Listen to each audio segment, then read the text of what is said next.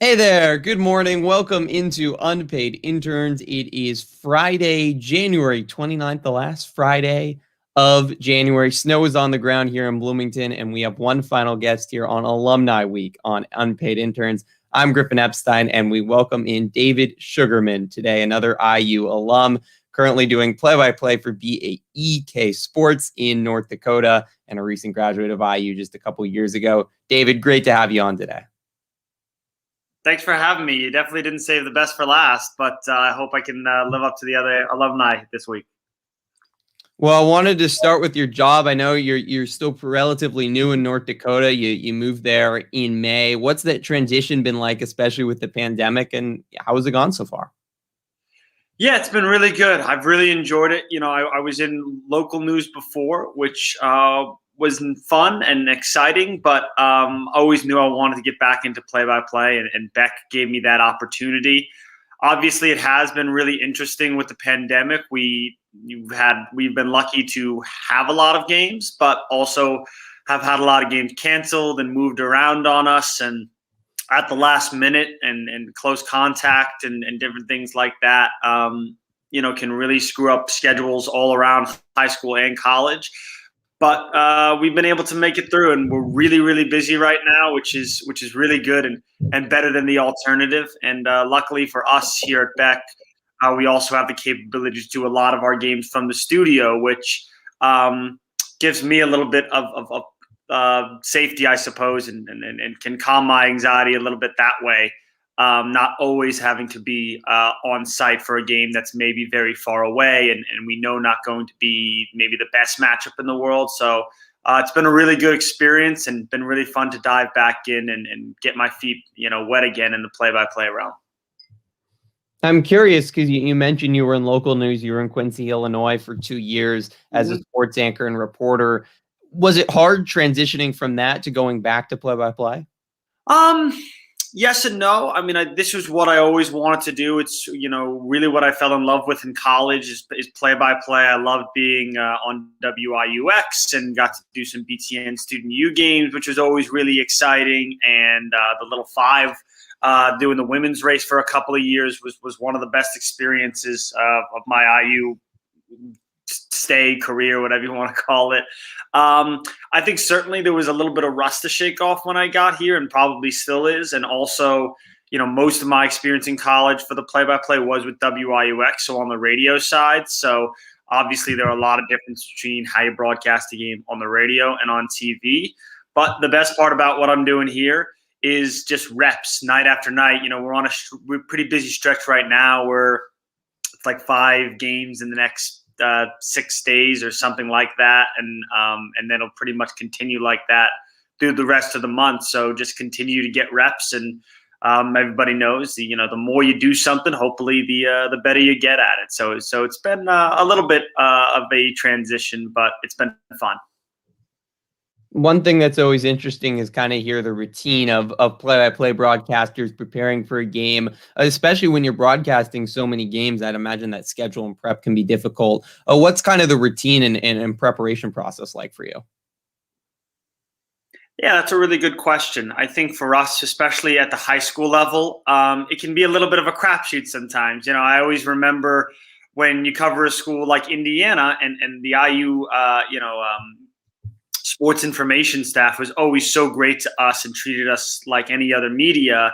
We would get the game notes, and in the game notes, I could tell you that, not just how many points he's averaging, but, Yogi Ferrell shoots, 24%, from the left elbow on Tuesdays when he wears his red shoes. It's that specific. Whereas here at the high school level, sometimes I'm just trying to make sure I'm able to get on the phone with somebody from the front office to get name pronunciations and to make sure and to get some kind of stats. And so for what we do here, a lot of times we'll send out questionnaires to the high school coaches, and most of them are very good about getting them back to us. And again, a lot of that is just the basic information, and start with that, try and get starting lineups and rosters. any kind of stats we can get. Some of them send back very in-depth, field goal efficiency and averages and last game and everything. Other people will just say, hey, this is our leading scorer and this is our leading rebounder. And that's it. So you just have to work with what you get and tell the story best you can. And then once we knock that out, you head to the internet. And you just start you Google the teams, and then if you can't find much, a lot of times I'll just go through the roster and start Googling everybody's name, and anything I can find on anyone, just a little nugget or a story. And some teams in these very small towns, schools that co-op and still only have maybe 50 kids in a graduating class or something very, very small, something that I certainly wasn't used to growing up in New Jersey. And just trying to find what you can. Some schools, have a lot. I live in Mandan, and so a lot of the local Mandan and Bismarck schools, the local papers will write a ton about, and some of the small schools we can't find anything about. And so you just work with what you can and try and tell the story the very best that you can, and use all that to put together my boards. And we also make our own pregame graphics. And in-game graphics for different things like that. So always take a few minutes to figure out what our keys will be and players to watch and different things like that, making sure we're also working in our sponsors and things like that and paying the bills, as it were. So you've called football, I know, maybe some hockey, volleyball, boys and girls basketball. I guess, what sport do you prefer? Is it challenging going sport to sport? How has that experience been? Basketball has always been my favorite sport, hands down. So, Works in Indiana. Exactly. And so grew up, I don't know if I could say grew up playing it, but I grew up on the team. And so always basketball for me is the most fun. But it's been a really fun experience to dive into sports that I did not know a lot about. We call a ton of high school volleyball. Probably 2 or 3 games a week in the fall. And then also we did the state tournament. And I think I was a sideline reporter once in college, and it was my freshman year. So I really did not know much about volleyball. So not just trying to become a better broadcaster, but trying to just learn the ins and outs and the bare bones of volleyball. We don't do as much hockey, but we've done a few hockey games. And I'm also someone who I would probably watch 5 minutes of the Stanley Cup every year. Outside of that, I'm not a big hockey guy, but have really enjoyed that. And again, on top of being prepped for the game itself and knowing the storylines, diving into whatever again, the ins and outs of the sports, learning I don't know if you're a hockey fan, but learning, just what the neutral zone is, the offensive zone, the defensive zone, the crease, the bare bones of what you need to know and the fundamentals of the game to sound hopefully somewhat intelligent, like what you're talking about. And so I enjoy that, and I enjoy that challenge of tackling both the sport and getting ready. So yeah, basketball is my favorite, but it's been fun to dive into some new stuff as well. What's been maybe a broadcast or a moment in a game or just a specific game in general that maybe stands out that you've really enjoyed so far in your first months in North Dakota? Oh, a specific game. That's a good question. I think my first hockey game was a lot of fun. It was a 5-4 game, and it was my first time doing hockey at all. And even though I felt really good, or as good as I could have about going in, and then about 2 minutes, but those first 2 minutes of the game, I felt like I couldn't say anything because I felt like I was going to say the wrong thing. And eventually I was just like, look, it's live. You got to go. You got to dive in. And I had a lot of fun with it, more fun than I think I probably thought I was going to have. I don't know that I'm going to become the number one hockey fan in the world, but I enjoyed the experience a lot more and started looking forward to my next hockey game a lot more than I thought I would be. It wasn't just let's just get it over with. So I think that was really fun. That was a few weeks, maybe a month ago. And then we've had some other really exciting games as well. We've had some really great basketball games go down to the wire and things like that. And like I said, I've only been here a few months, so still a ways to go. And we're headed into the postseason here probably by the middle of February for basketball. And we will have a ton of games that way in our region and our district tournaments around here. And so hopefully we'll be able to make some really fun memories with that. Certainly hope so. Now, one of the reasons, of course, we bring on alumni to give advice and use their wisdom and experience to share with the world, and especially with current media school students. And I was curious, especially for you, we've interviewed some people right out of college that have gotten jobs. Now, you also got a job right out of college, and then after 2 years, make a change. I guess, what's your advice to students? Maybe they're at a job and they look for a change. How do you kind of navigate that? And when do you know to move on, I guess? That's a really good question. And I think, first, I mean, it sounds like a cliche. I think every experience is a little bit different. I think I was in a place where, while I liked what I did, I liked reporting, and I got much better in my 2 years in Illinois, at storytelling and making packages and anchoring. If for no other reason, because I didn't do a ton of that in college, I always knew, not even in the back, but really at the forefront of my mind, I wanted to get back into play-by-play. Long story, I thought, short, I thought I would get more chances to do it on the side in Illinois. They just didn't come together. So I really did not do any play-by-play other than a game or two in the bleachers, by myself recording just to try and stay fresh or something. Since senior year in college, probably since Little Five, or maybe a baseball broadcast at the end of my senior year. So for me, I knew I wanted to get back into play-by-play, and my contract was coming to an end. So in that respect, it made it a little bit easier of a decision. I think you just have to know, what you want to do. I think, helps. I knew I wanted to do something very specific. So I hope that helps. Sure, absolutely. Now, a lot of media school students watching, currently still in the media school. You mentioned some of the stuff that you did in Bloomington. What's your advice, especially for current media school students or other students in college right now, of how to get a best range of experiences to prepare themselves for the workforce in sports media? Do everything. Do everything and get as many reps as possible. Indiana is a great place because it has all the different avenues. I lived at WIUX. I also did a couple semesters with IUS TV. I did I think one semester I was an anchor, and then I think another I was a reporter. I did a lot of broadcasts through BTN, and just any number of things. So I think just get your feet wet and try everything. Even if you don't think you might like it, I think especially in college, that's the time to find out not just what you like, but what you don't like.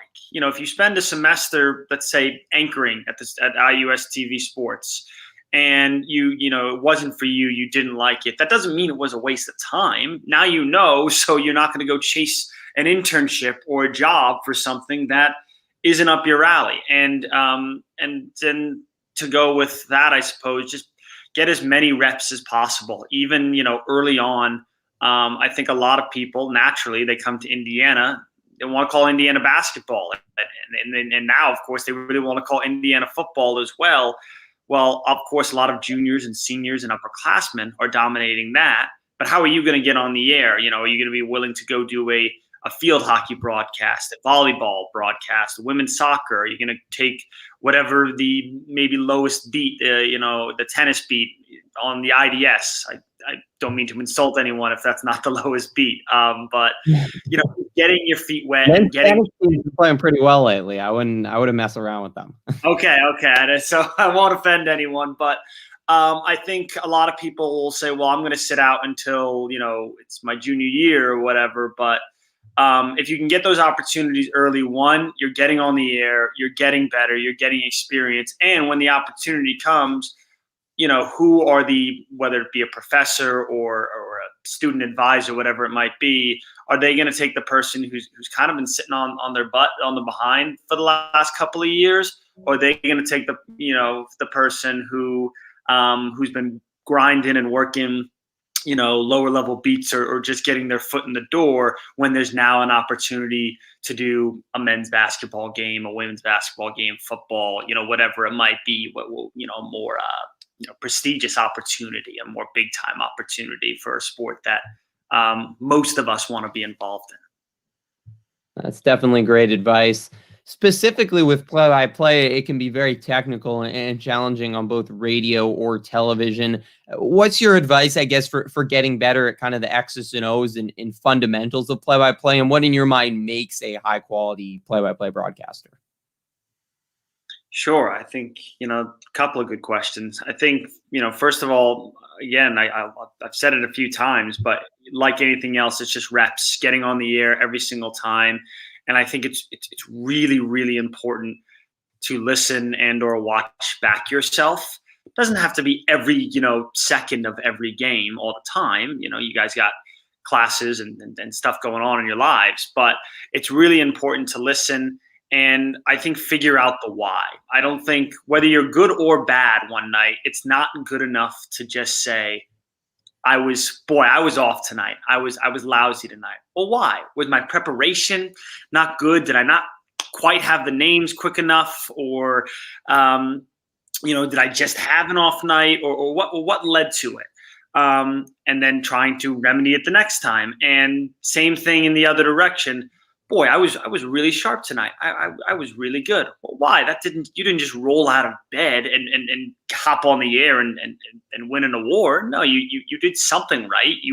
So again, what was better about my preparation, or did I use some new vocabulary and things like that. So I think listening and trying to figure out the why of why you were good and bad, and keeping that in your head. And it's a process because you're working on stuff, and then, you might not always fix it the next game, but it's in your head at least. Like, oh, I screwed that up again, that thing I wanted to improve on.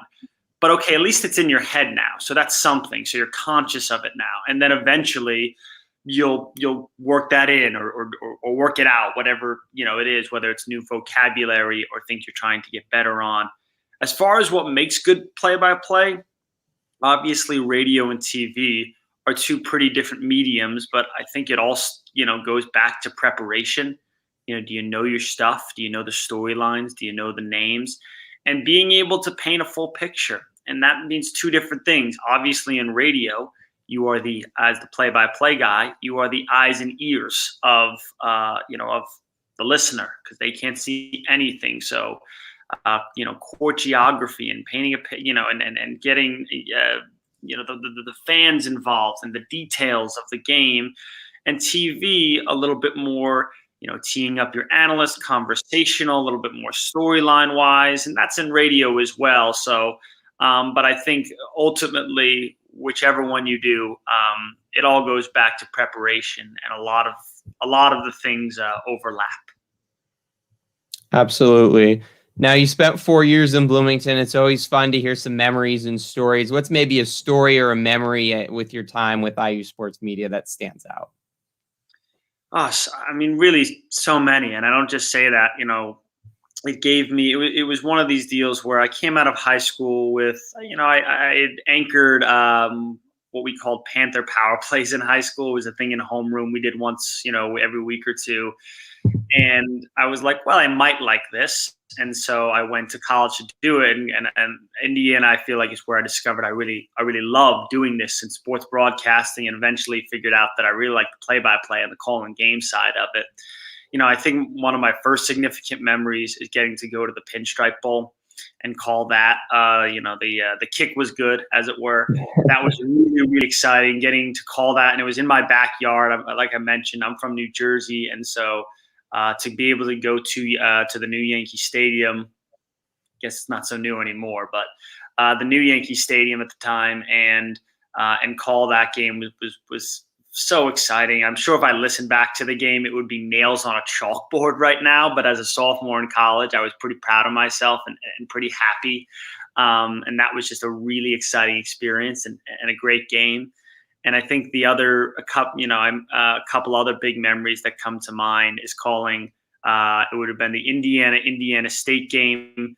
Was opening night of the regular season, and other than the radio call that night, we were essentially the only other main broadcast that people could watch, and that was really exciting as well.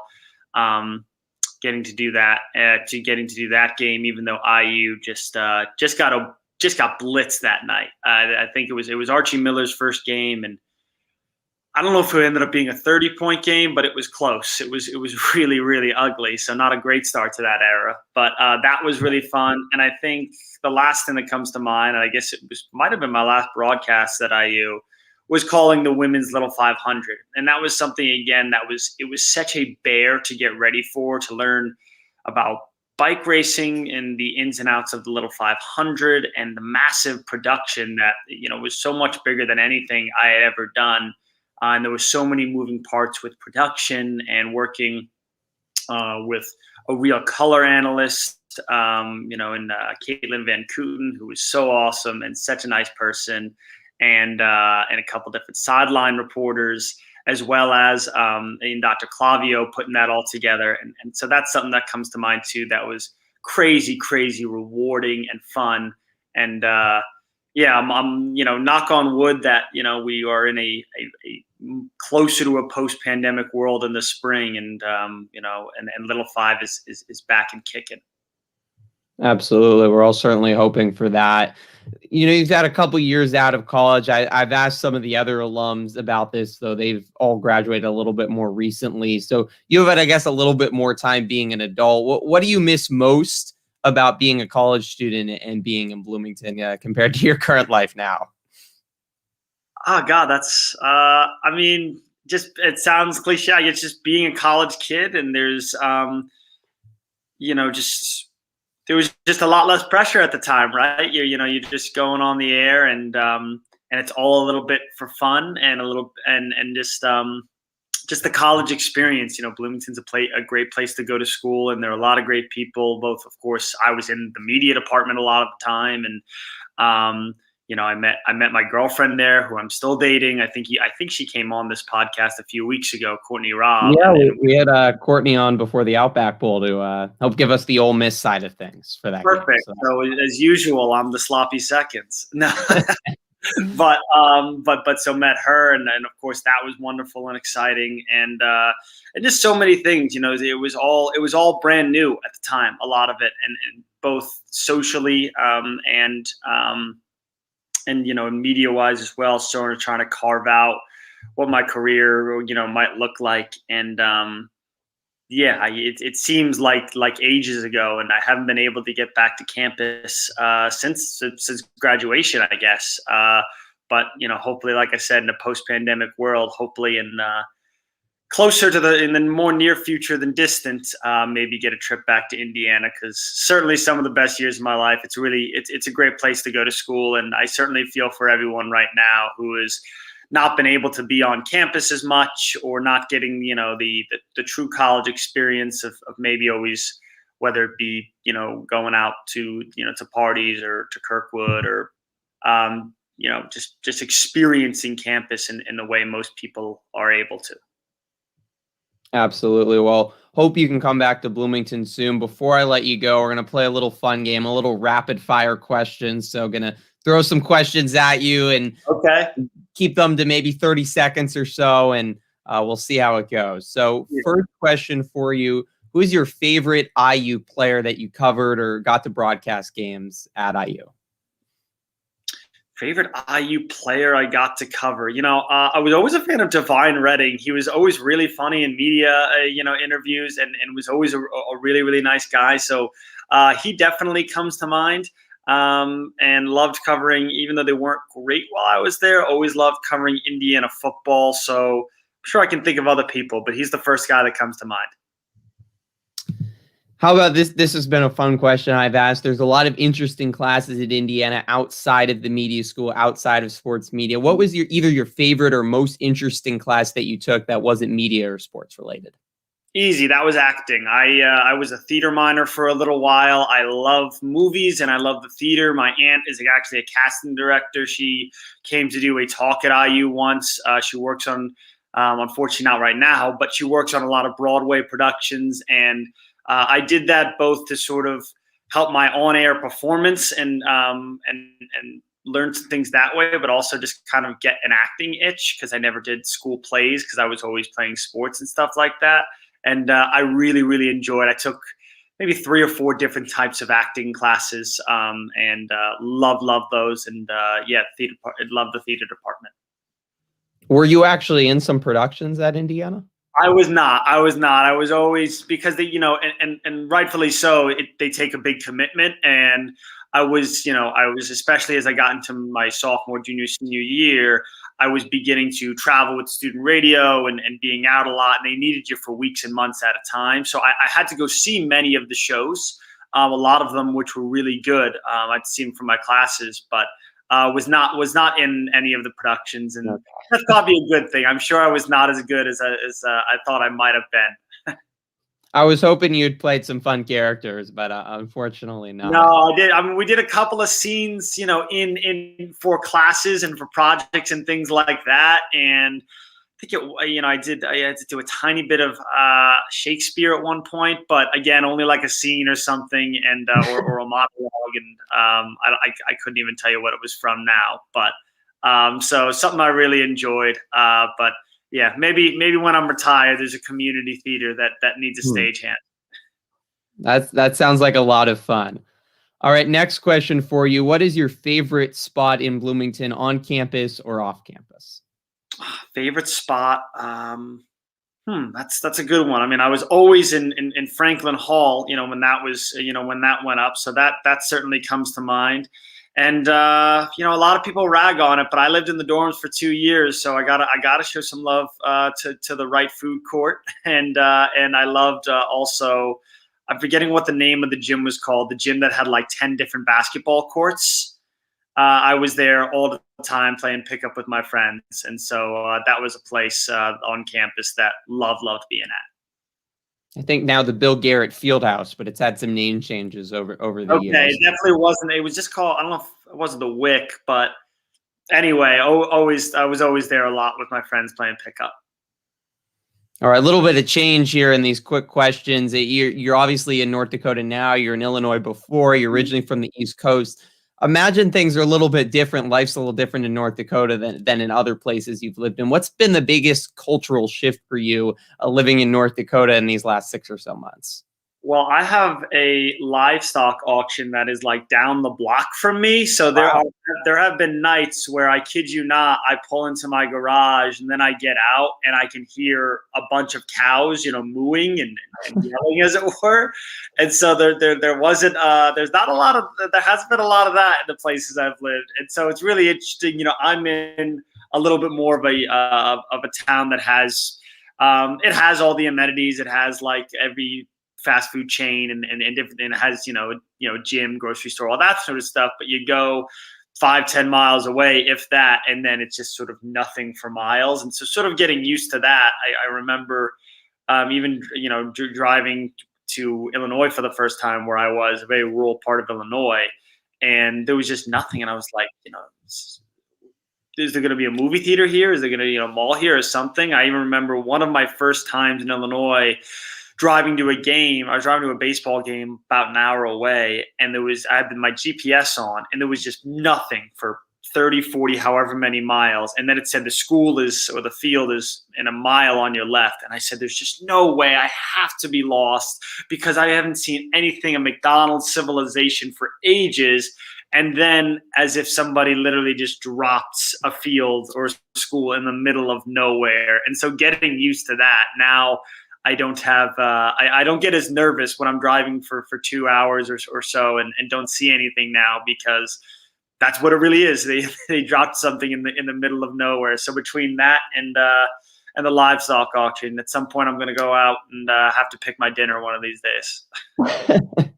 Yeah, I mean, it's pretty homegrown cattle there. You could get a nice beef, probably be pretty good. Exactly. So I'll have to wander over there one of these days. So yeah, literally down the block. If they were yelling, I guess they're sleeping or just hanging out now. You could probably, because I've heard them from my apartment before, but sounds like they're just hanging out today. All right. All right. Next question for you. I asked you kind of what you missed about being a college student. Now, what's the best thing that you've been able to do, life habit that you've been able to get in these last couple of years now that you aren't a college student? I've just really enjoyed my career, and being able to, I think, experience different parts of the country. I think that's something that never in a million years, if you had told me I was going to be in Quincy, Illinois, and Mandan, North Dakota. And while these aren't places that I want to stay for the rest of my life and settle down, there are places I never would have otherwise experienced, and types of people that you never would have, otherwise met.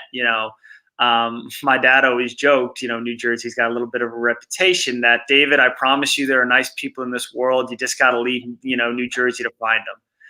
And I love New Jersey, but just experiencing a little bit of Midwest and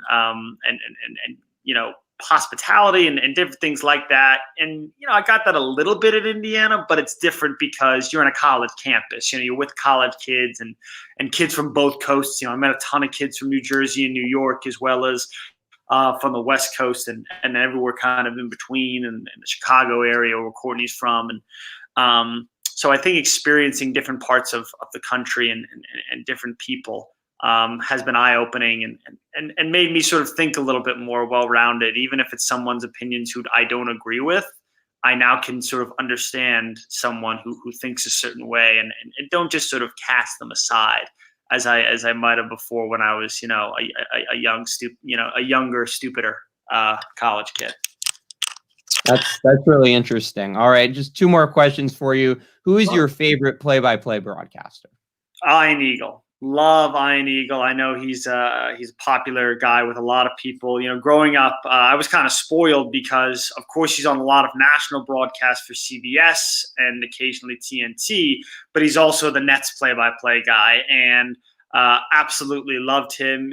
There's nobody who's more prepared, and really, I think he's very funny. He leans into what his personality is, and it just works. I really enjoy Ian Eagle, and you shouldn't try and be anybody but yourself. But if I wasn't going to be myself, I think I'd try and be Ian Eagle.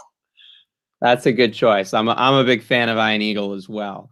All right, last question for you. No, you're still very early in your career, a long ways to go. But what is your dream job if you could have any job in sports media? If I could have any job, it'd probably be replacing Ian. Being the voice of the Nets. Honestly, that's my favorite team. My favorite sport's the NBA, and my favorite team is the Brooklyn Nets. But I think in general, on a large scale, if I could be the voice of a team, whether it be an NBA team or a big college program, I've always, of course, everyone wants to call things at a high level, and I've always also really just enjoyed and sort of romanticized being part of a team and part of a program, and you see these wonderful broadcasters that are sort of part of the identity and DNA of their teams or programs after being there for 30, 40, 50 years. You can go on down the list, whether it be Mark Boyle's a local guy with the Pacers. Of course, Don Fisher has been with IU forever and is so good. Ian comes to mind, Mike Breen with the Knicks, Al McCoy with the Suns. We could go on for days, and everybody has their guy, their local, guy, or and so I think that would be really exciting at some point down the road to be the voice of, whether it be on TV or radio, a big program or something like that. And I got sort of a little taste of that being, with Indiana, because you're not the voice of a team, but when you're calling a team consistently, you're a little bit more embedded in them day to day. Whereas, a national broadcast, you're parachuting in. And even what we do here, I might only see a team once or twice in it. Some teams I see 3 or 4 times in a season. Some teams I might only see once. And so obviously, you call someone for the 3rd or 4th time, you have a better feel for them, and versus if, and you're a little bit more invested maybe, versus if you're calling somebody, for the first time. I had a game last night, where I did 2 teams for the first time. And I probably won't see them again other than, unless we get them in a postseason matchup or something like that. Well, David, we really appreciate your time today. I know you got to get busy with your cattle auctioning, and then I bet you got some games that are coming up this weekend. But we really appreciate your time. It was great to hear some of your stories and advice, and seems like you're doing great work out in North Dakota. Hey, thanks for having me on. Always like to take time. Indiana did a lot for me, and it's the reason I fell in love with anything and everything to do with sports broadcasting. So if there's ever anything I can do to help out anybody, feel free to reach out, slide into my DMs. Always happy to look at a reel or give advice. And I know it's, to the graduating seniors right now, it's probably really difficult, looking for jobs. It's difficult for everybody right now, but just keep pounding the pavement, keep throwing spaghetti at the wall. Eventually something will stick for you guys. Great advice. Well, we really appreciate David Sugarman coming on today. Hope you enjoyed this Alumni Week. 3 great episodes with different alums from the IU Media School coming on. It was a lot of fun. If you missed any of the episodes, as always, you can check them out on the IU Sports Media YouTube page, Twitter page, or if you just prefer to listen, you can get them wherever you get your podcasts. That will do it for today. We will be back on Monday, kicking off Super Bowl week with another Unpaid Interns episode. Until then, have a great weekend, everyone.